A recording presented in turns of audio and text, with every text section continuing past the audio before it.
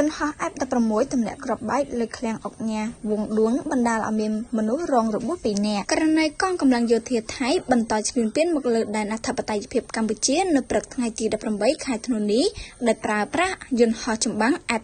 16ទម្លាក់គ្រាប់បែក3គ្រាប់មកលើឃ្លាំងមួយកន្លែងនៅក្រុងប៉ោយប៉ែតដែលជាកម្មសិទ្ធិរបស់អុកញ៉ាវងដួងបណ្ដាលឲ្យមានការខូចខាតសម្ភារៈនិងមានមនុស្សរងរបួសស្រាល2នាក់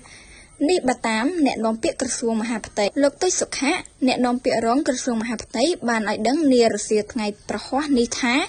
នាព្រឹកថ្ងៃទី18ខែធ្នូឆ្នាំ2025យន្តហោះ F16 របស់ថៃបានទម្លាក់គ្រាប់ចំនួន3គ្រាប់ចូលតំបន់ទីប្រជុំជនស៊ីវិលរបស់កម្ពុជា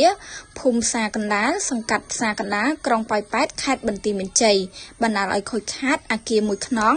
ដំបូលឃ្លាំងអុកញ៉ាវងដួងផ្នែកខាងត្បូងសម្ភារៈមួយចំនួនទៀតនិងមានអ្នករងរបួសស្រាល2នាក់គិតមកដល់ថ្ងៃទី18ខែធ្នូឆ្នាំ2025ដែលជាថ្ងៃទី12ហើយដែលភាគីថៃនៅតែបន្តរំលោភបំពានលើបទចម្បាញ់និងសេចក្តីថ្លែងការណ៍រួមស្តីពីកិច្ចព្រមព្រៀងសន្តិភាពរវាងកម្ពុជានិងថៃដែលភាគីកម្ពុជានិងភាគីថៃបានចុះហត្ថលេខាកាលពីថ្ងៃទី26ខែតុលាឆ្នាំ2025នៅថ្ងៃទី18ខែធ្នូនេះយោធាថៃបានប្រើប្រាស់យន្តហោះចម្បាំង F16 ទម្លាក់គ្រាប់បែកនៅក្នុងភូមិសាស្ត្រភ្នំខ្មោចនាវេលាម៉ោង 9:51 នាទីនិងម៉ោង 17 នាទីយោធាថៃបានប្រើប្រាស់យន្តហោះចម្បាំង F16 ទម្លាក់គ្រាប់បែកក្នុងភូមិសាស្ត្រពាក់ស្បែកខេត្តព្រះវិហារ